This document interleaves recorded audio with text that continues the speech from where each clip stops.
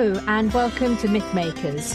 Mythmakers is the podcast for fantasy fans and fantasy creatives, brought to you by the Oxford Centre for Fantasy. My name is Julia Golding. I'm an author, but I also run the activities of our centre. And today I am joined by Whalen Turner. Have I said your middle name right, Megan, just to get that?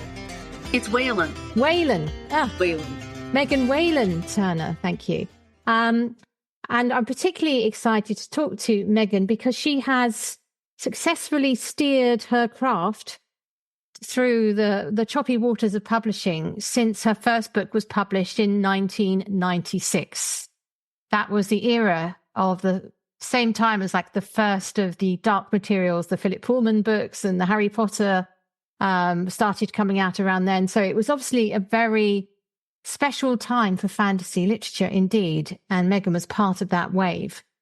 Now, Megan is coming over to the UK shortly to appear at the Bath Literary Festival because her series, The Queen's Thief, is now going to be made available to those in the UK and the Commonwealth after having not been fully available to everyone. So before we talk about you and your background, Megan, would you like to just sketch out what The Queen's Thief is like? Who's it meant for and what's it about?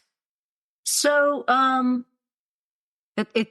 there's a short answer and there's a long answer. I'll give the very shortest answer first.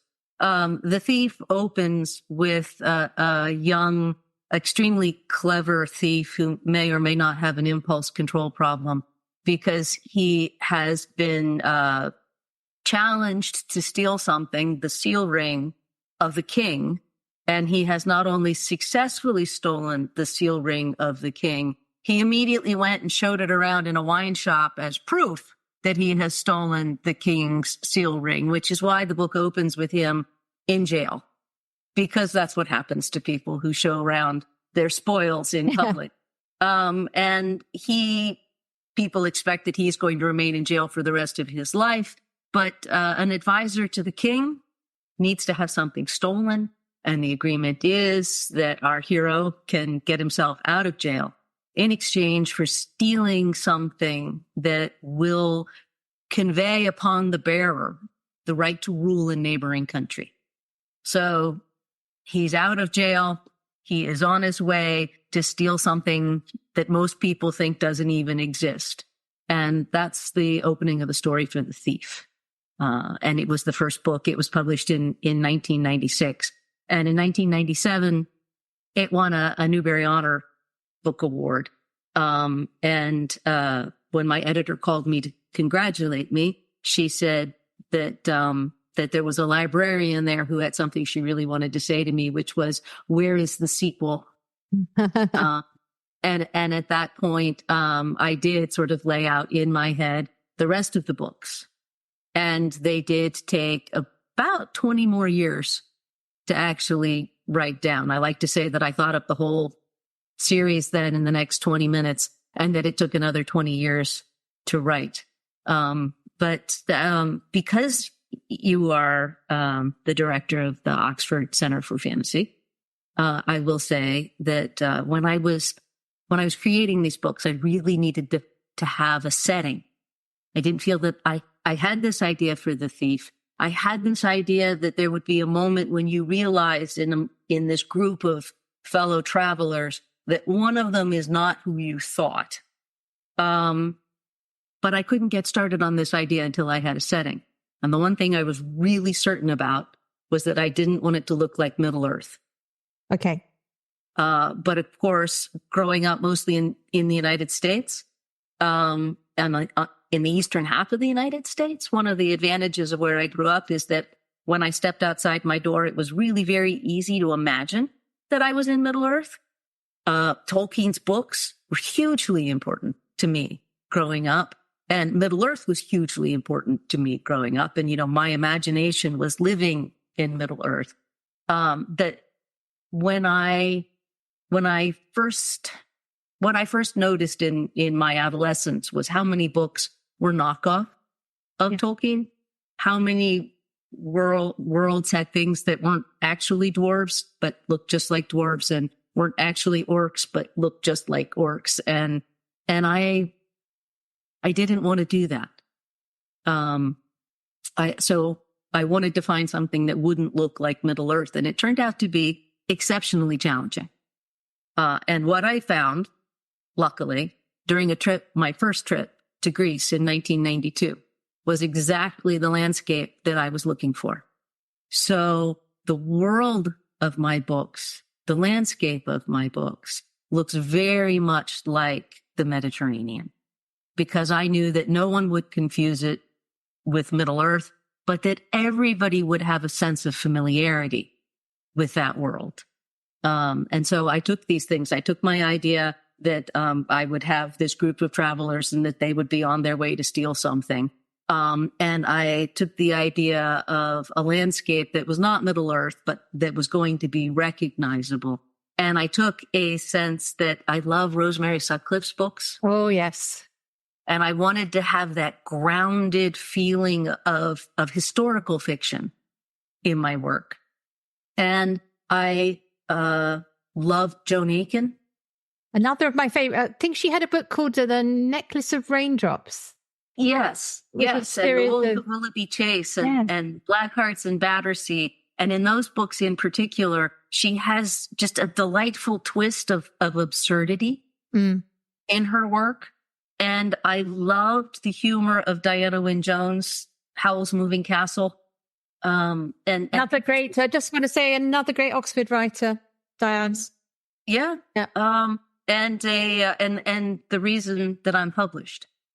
I owe my entire writing career to Diana. I wrote to her when I just had a couple of short stories and sent them to her. And she recommended that I send them to her editor at Green Willow Books, Susan Hirschman. And Susan Hirschman agreed to publish me. So without that first cover letter from Diana, I don't know where I would be right now. Yeah. We often talk about the sort of the Tolkien and the Lewis and the Philip Pullman. We must do one of these Mythmakers totally devoted to Dianne Wynne Jones at some point. Oh, that would be wonderful. Yeah. That really would be because I feel like she's like the godmother to any number of writers.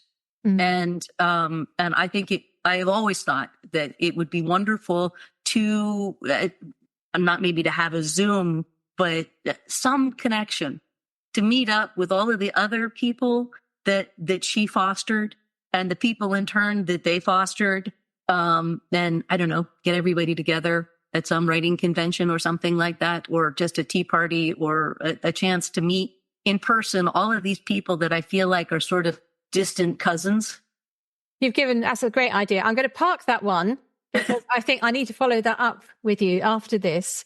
Okay. I'm just to sort of put a sort of coda on this, which is I remember meeting her once shortly before she passed away at a children's literary quiz.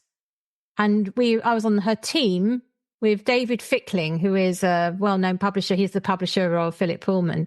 I remember feeling, I was like a baby writer at the time. I remember feeling a bit out of my depth, a bit, I felt I'd suddenly entered the Premier Division, having been knocking around in the Conference League. That's a UK reference. There's probably an equivalent. It was like being an Olympic runner after having just run for your high school. That kind of gap. But she was incredibly down to earth and not at all very welcoming. So I can imagine her nurturing young writers.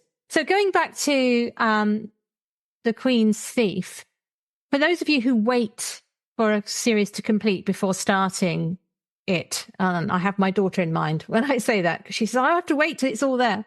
The series is completed. It's 6 books plus some accompanying world-expanding stories, isn't it? Yes, that's right. Yeah, you can go and get it all now, which is great for those of you. Plus, there are audio versions, which I know is a massive part of the market. Are you pleased with the audio versions of your book? I'm delighted. I don't know how I got quite so lucky. I like the recorded book audio versions made, back in 2001 or 2002. And then HarperCollins decided to do another version with Steve West. And he's just a wonderful performer, and he is British.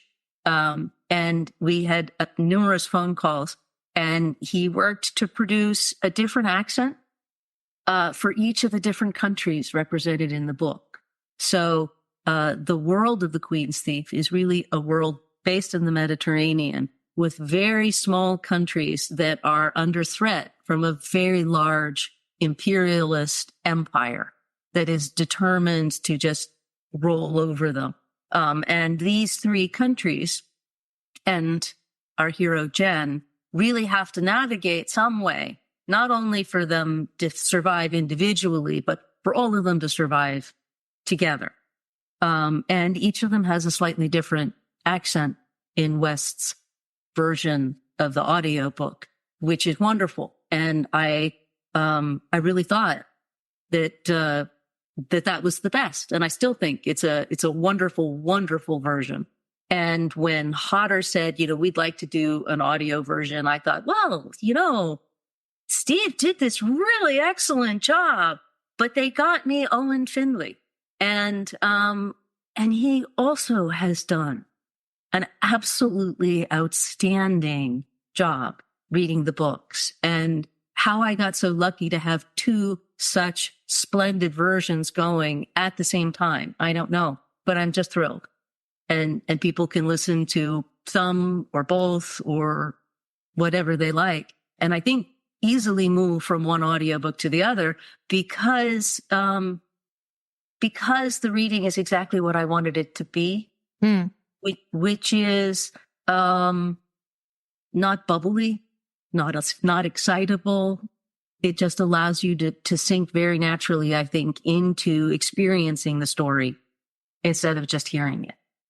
Well, I'm definitely going to look those up. I love audiobooks. It's actually my favorite way these days of absorbing new fantasy because I'm sort of free to imagine.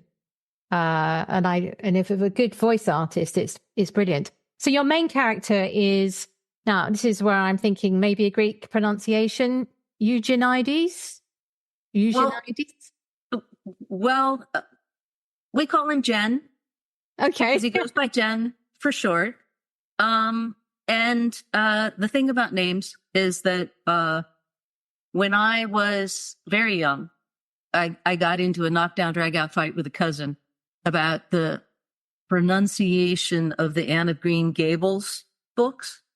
Okay. And I had it stuck in my head that Anne lived on the island of Avonlea off the coast of, Nova Scotia.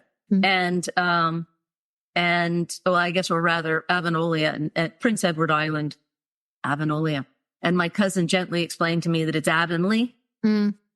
If you look, there's like one L in that word. It's Avonlea. And I'm like, no, it is definitely Avonlea. I'm convinced. You can't change my mind. Anne of Avonlea.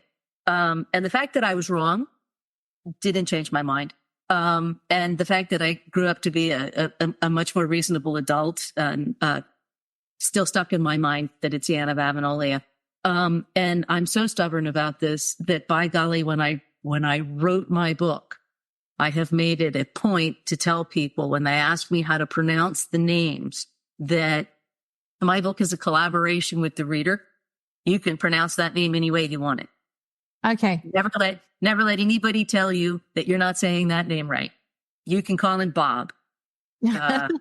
And so I have the way I pronounce the names. Yes. But that doesn't necessarily mean that they are the right way to pronounce the names. I have a slightly different approach. Particularly if it's a historic name. So I wrote a book early on in my career set in the Viking world. And I was very interested by the story of a traveller who came to the court of King Alfred, who lived in the northernmost part of Norway, as far north as you can grow corn. And he tells King Alfred what happens if you sail north up the crinkly bits of Norway to the land where people change into bears. Oh, I like that. And the man's name was Othere. So as I wrote this book, I was calling him in my head Othere. Or Othere. No, Othere. That's it. Which was fine. I wasn't doing the audio version of that book. Someone else did it. And then I was at the York Viking Festival publicizing this book in a sort of local library somewhere. And in the audience was a man dressed as a Viking who introduced me. And then there was a very scared, because it was like for younger people. And then there was also this odd chap sitting on his own with a tome on his lap open, a real tome. And when he got to the questions, he said, by the way, do you know that you say his name Othira? And would you like me to read the original Norse of the bits you quote from your Egil saga or whatever it was I'd quoted? And I sort of said, oh, yeah, okay. But I wasn't so sure about him then talking in Old Norse or whatever it was. But I was grateful for the correction. But I wish he hadn't done it in front of my audience. Right there in front of everyone. Yeah. I would have thought Uttira, because the O's in modern Norwegian are a little bit more the way we say. I wish you'd been there. You could have argued it with him. Uttira? Yeah, I mean, maybe I've misremembered that, but it was definitely Othira as opposed to Uttira. If you write a fantasy, you get to say them however you want. Yeah, exactly. So wonderful. So I say Eugenides.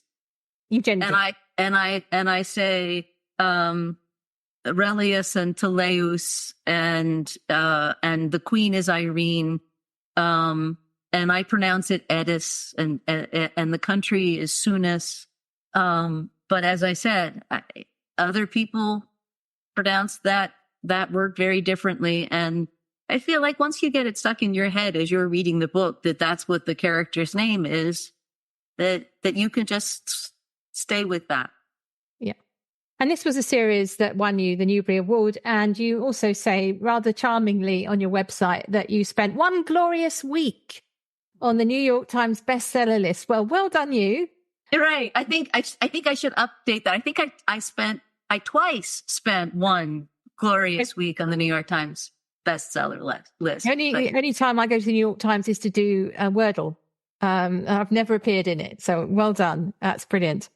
So you've already mentioned growing up that you had this sort of, I suppose what we call the anxiety of influence of Middle Earth. For those of you who've done your English degree, you know what I'm talking about. That a lot of us write with the sense of other writers behind us and that fearing that we can't find our own place. And you solved it by a whole geographic transplant. So you're not reproducing the same mythic landscapes and the elves and the dwarves and the dragons and what have you that go along with the northern sort of world, which is the Middle Earth. But were there other fantasy writers, perhaps homegrown ones from America, that were also part of your fantasy journey? There were. Lloyd Alexander, of course, The Black Cauldron was an immense influence. But again, that's so much of that is again influence from the mythic stories of Western Europe and the UK and that Alexander was drawing on. Edward Eger is probably one of my favorite American fantasists, and he wrote in the 1940s. He wrote marvelous stories of very ordinary American children interacting with magical objects. And within his stories, he references, again, British writers. So you're cruising through your story of American children in an ordinary American town who find the magical object, and they say to each other, "Why goodness, this is like a book by E. Nesbit." I was going to say, it sounds like E. Nesbit, yes. Yes. So I think this is a really important point, that when I was growing up, almost all of my influences were Western Europe, the UK, Norwegian, Scandinavian folk tales, Dianne Wynne Jones, C.S. Lewis, Susan Cooper was an American, but again, drawing on Welsh mythology. And there just weren't that many other voices. And when I started to write, yes, I didn't want to imitate Tolkien. I didn't want to imitate Lewis. I wanted to draw on them. And one of the reasons specifically that I didn't want to imitate Tolkien had to do with Susan Cooper. I have a very dear friend who is a professor of linguistics at the University of California at Berkeley, but a great reader, and all of her life a reader. So many friends of hers that are authors, and a great writing community. And I was talking about Susan Cooper, and Eve, who has read everything that I've read, I swear, said, "Oh no, I never read the Dark is Rising series by Susan Cooper." And I said, "Why not? They should be exactly what you would love." And she said, "Well, I have this theory that you can only read 3 books based on Welsh mythology. And then you start to feel like you're repeating yourself, and everything gets to be sort of muddled, and everything seems like an imitation of something else that you read, even if you're reading them in a different order than they were written." And after that, she says, "I just don't enjoy them as much as I would have if that had been the first book like that I read." And one of the things about watching so many imitators of Tolkien when I was in my teens is that I would hate the idea that if somebody could read 3 imitations of Tolkien and then get to the original and say, oh, elves. I've been there. I've done that. I'm not reading that book. So that was a large part of my reasoning for not wanting to write something hewing too closely to Tolkien or to C.S. Lewis. And I don't know, I don't think it's possible to hew too closely to Diana. She's so far off the map in so many different directions. I don't think you could imitate Dianne Wynne Jones if you spent a year trying. But now I've completely lost track of the question. I apologize. Well, we started talking about other fantasy writers that you were particularly from America, but I was going to ask you as a follow-up, this idea of reading writers who, even from America, who end up, their influences are sort of the old world, shall we say? Yes, the Western right. Old world. And of course, now we have many more voices entering fantasy. But in a way, don't you think that the diaspora, they're your stories too? I do. Because it'd be a bit awkward if you said, well, because I'm in America, I'm going to start writing Native American because of the place. And you think, well, is it my story? Whereas I think that's a slightly ticklish subject. I think that it's very easy for all of us to agree that it is wonderful for people now in America, in the United States, in the publishing world, to have access to stories from so many places that were unavailable before, and of course, all of the titles have immediately gone out of my head, but they're wonderful stories, and they're written by people for whom who came from the culture that they're writing about, and who have a very personal relationship to the stories that they're telling.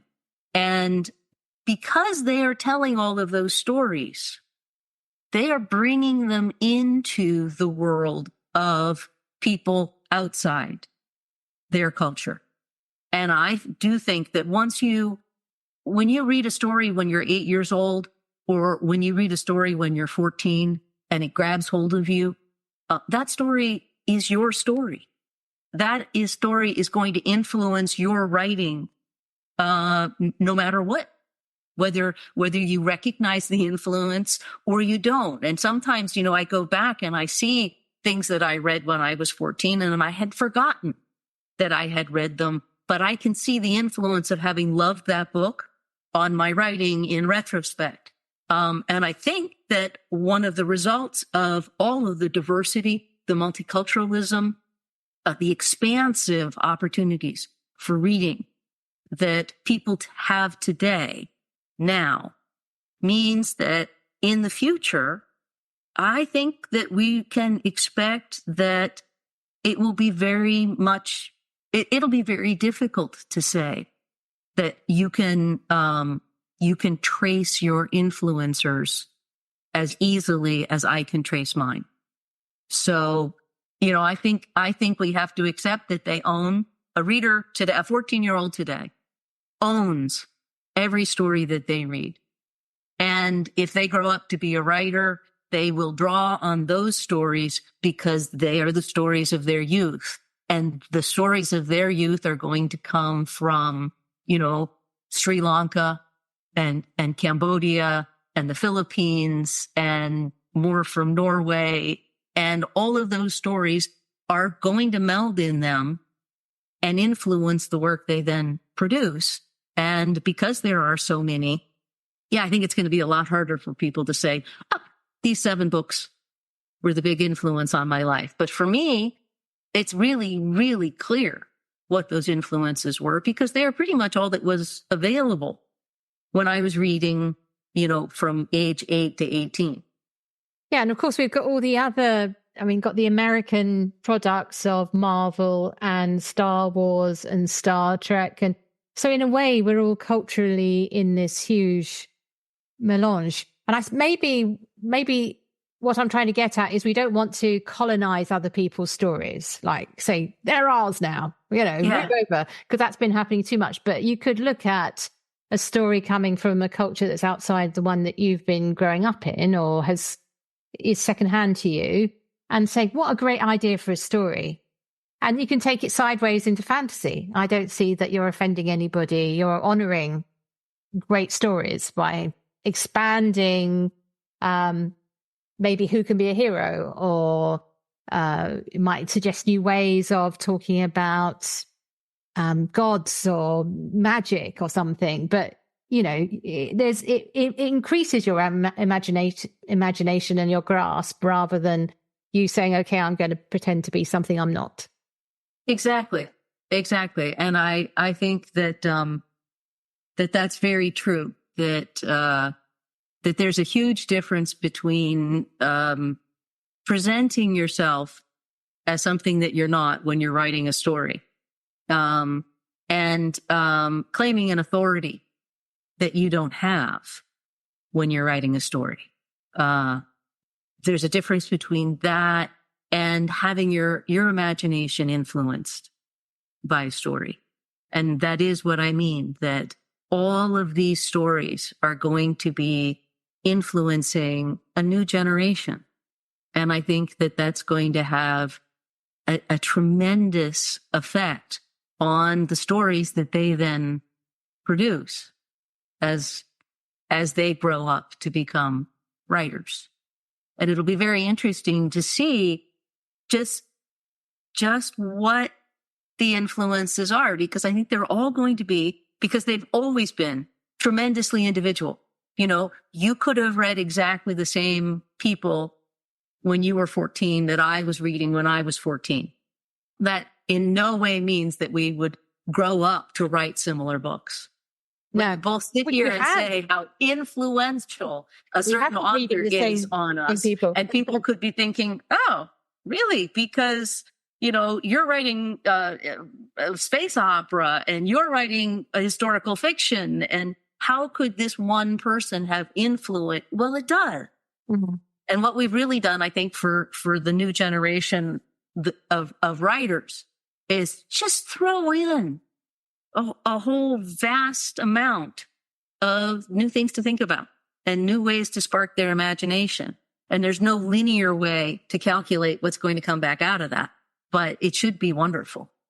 So before we started recording, you mentioned that you have a very interesting process in the way you first approach a book, which I've never heard of before. So would you like to mention that at this place? Because it is about the way you approach story at its heart. So before I start writing anything really, when I'm working on a new story, whether it's a short story or a book, I tell the story out loud to a listener. And usually that listener is my husband, but sometimes at one memorable moment, it was my editor. And it started at lunch. and, the waiters came and cleared off all the tables and started to stack the chairs in the corner. And we were still sitting there having our lunch, and I was telling the entire story of my book, The King of Atolia. And that's how I know when I have the plot arc and the movement and the sense of closure that I want in my story. Is I sit down, I have the whole thing in my head, and I tell it to somebody. And this is wonderful. It is not exactly a substitute for a first draft, because there's a lot of when you're telling a story, there's a lot of what I call hand wavium. And when you tell the story, you can say, okay, so they realize that they've made a terrible mistake and they should have turned left instead of right. And then they go back and they start on and everything that's contained in they realize they've made a terrible mistake is something you have no idea how you're actually going to get that to work in a book, but you know that that's a thing that needs to happen. And when you're telling a story, you just do it like this. It's just the one little gesture, and then you move on to the rest of the story that you wanted to tell. But when you sit down to write the draft, of course, the hard work is figuring out the hand wavium. All of those places where you just waved a hand to make your plot move forward when you're telling a story out loud. Now you have to actually justify that in actual words. And so when I do my first draft, though, it's neither people talk about pantsing or plotting. Yeah. And do they have the whole plot? Would they fly by the seat of their pants? Obviously I have my plot because I've told my story. And then I write what I call a sketch. It's not an outline. It's usually about half the length of the finished work. And it's just in the same way that somebody drawing a picture would make a rough sketch first and then go back and add the detail. My first draft is just meant to be a sketch of the story and where it's going to go. And then I go back and add in detail, and it gets to be about 3 times as long. And then the rest of the process is taking out as much as I can possibly take out and still feel like the story I'm trying to tell is on the page. So as part of that process, and you mentioned it's influenced by sort of a Mediterranean culture, did you ever, whilst you were writing, go to somewhere like Greece or Italy or somewhere and sit and absorb the atmosphere to fill out, yes. your sketch into something a bit more defined? So, yes, that first trip to Greece was in 1992. And as I said, the landscape just felt perfect to me from the very first moment that I got on a ferry and I went from one island to the next. And yes, we went back, multiple times over the last 25 years. We have been to Greece, and every time it sort of reinvigorates everything that I wanted to put into my books.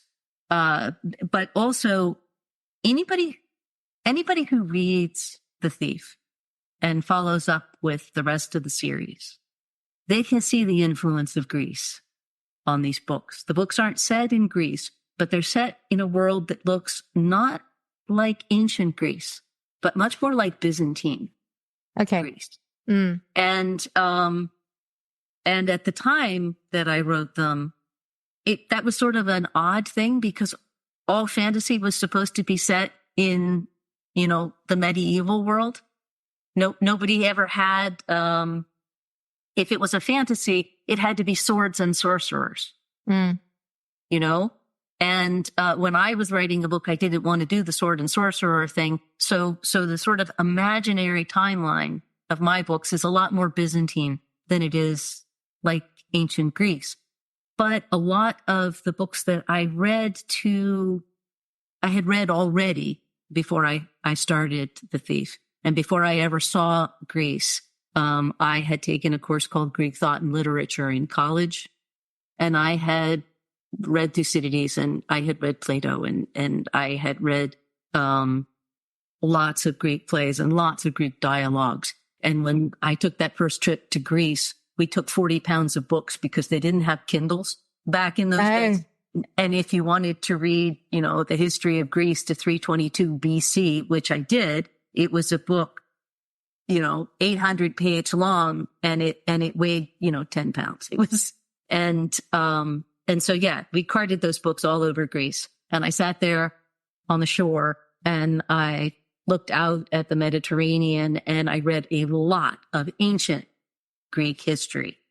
But then I went and I wrote a book that was not set in ancient Greece, but rather more Byzantine.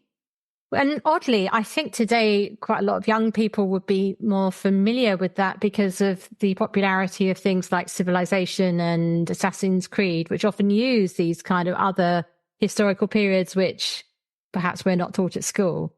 I'm amazed at the knowledge when I talk to young people who play these games, that they come up with all these rulers and small kingdom knowledge, which is amazing. So I think in a way your world is going to be more familiar.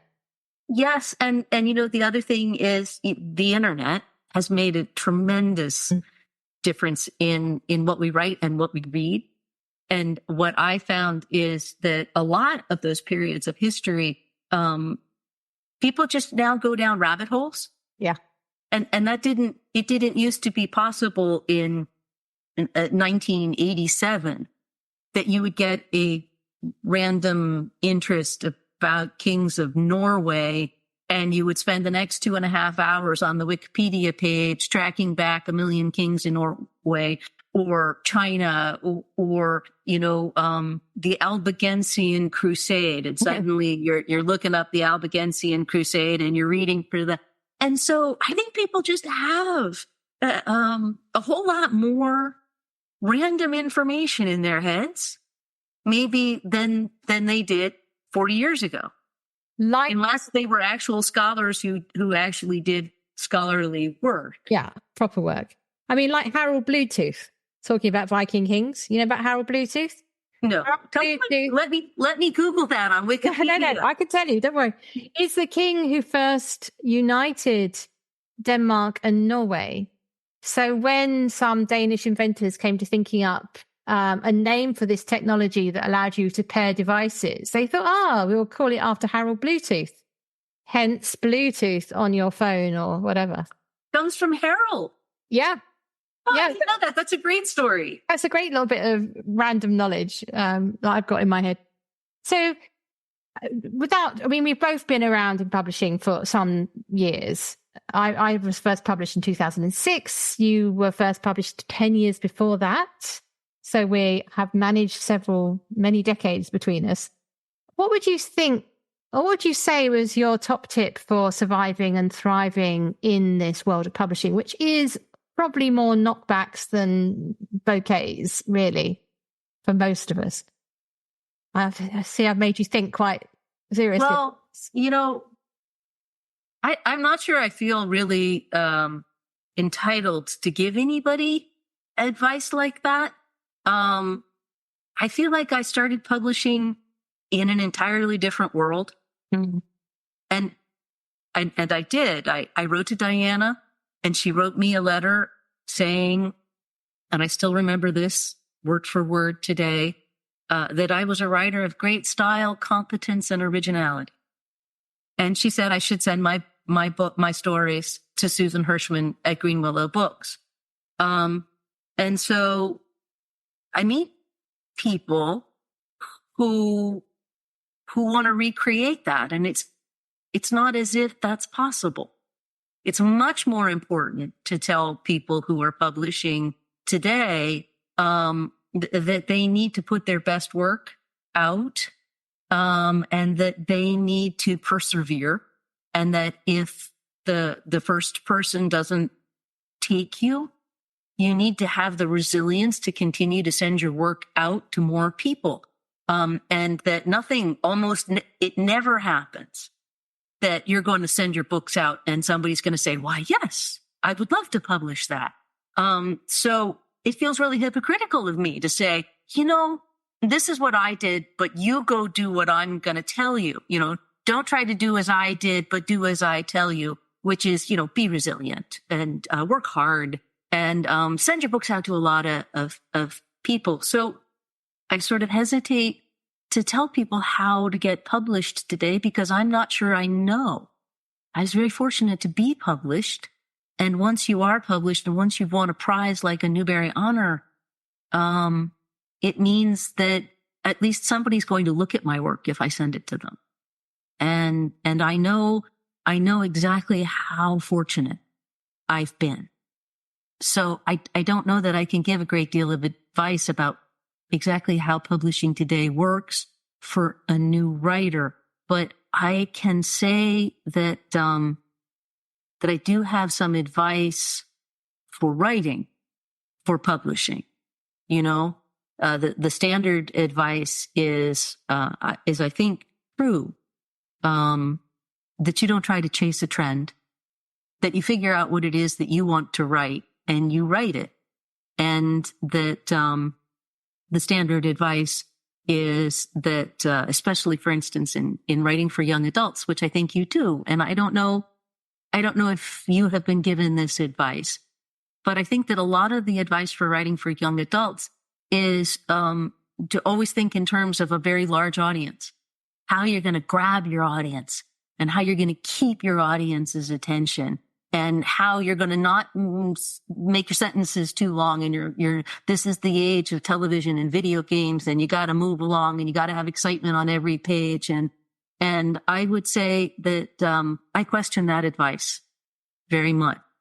I think it's totally acceptable if you want to write a book for a very narrow audience these days. If you have somebody specific in mind that you're writing for, that it is okay to write for that audience. And I think today you could get that book published. And because of the internet, and because of sort of, I guess, globalization, you can get your book to the people who really want to read it.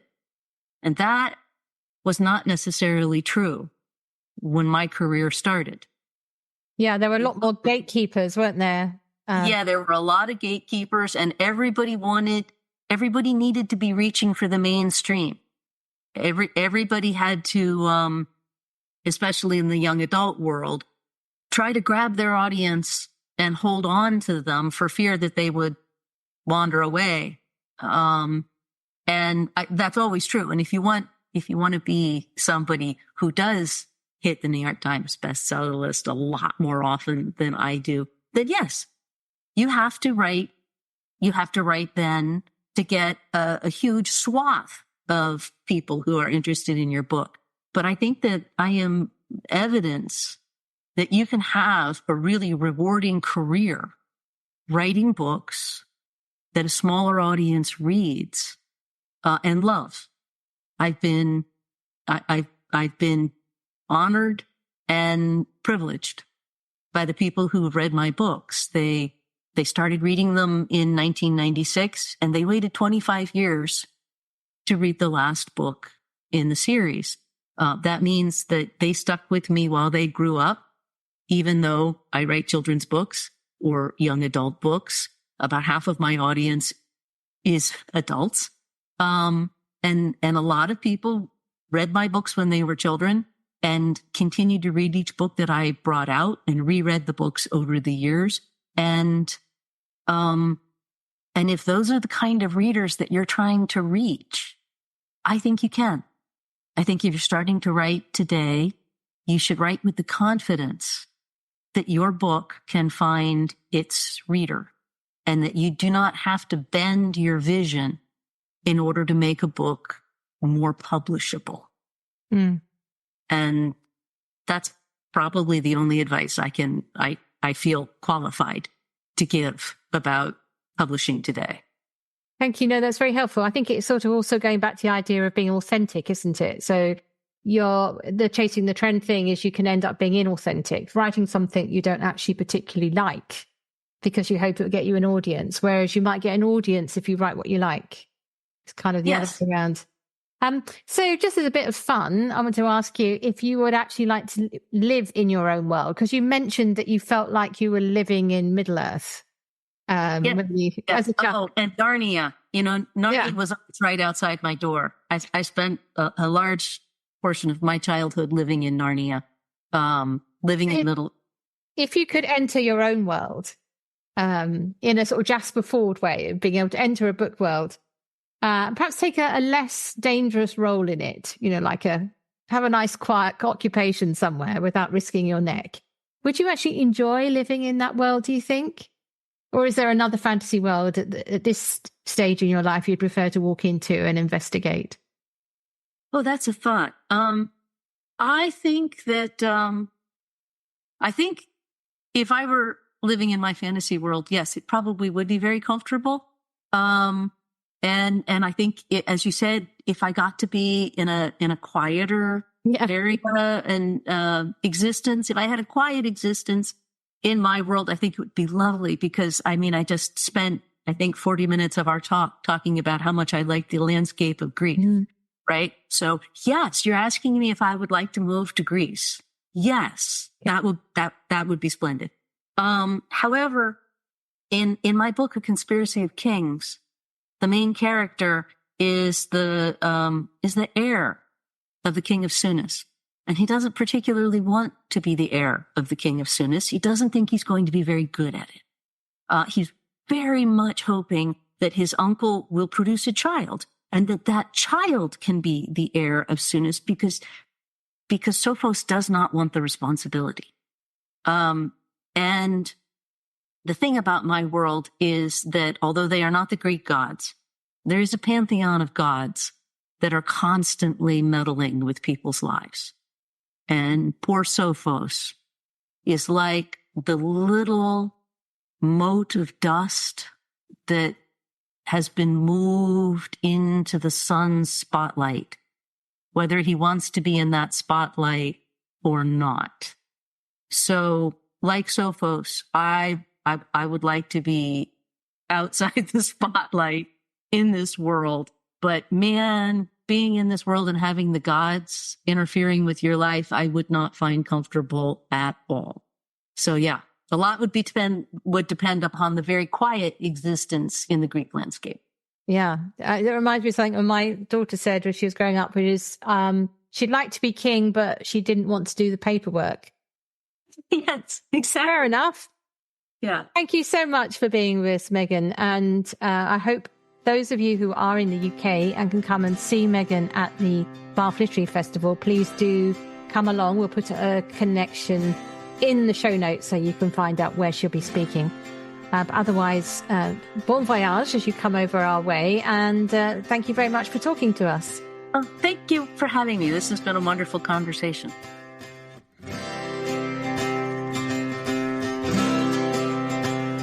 Thanks for listening to Mythmakers podcast, brought to you by the Oxford Centre for Fantasy.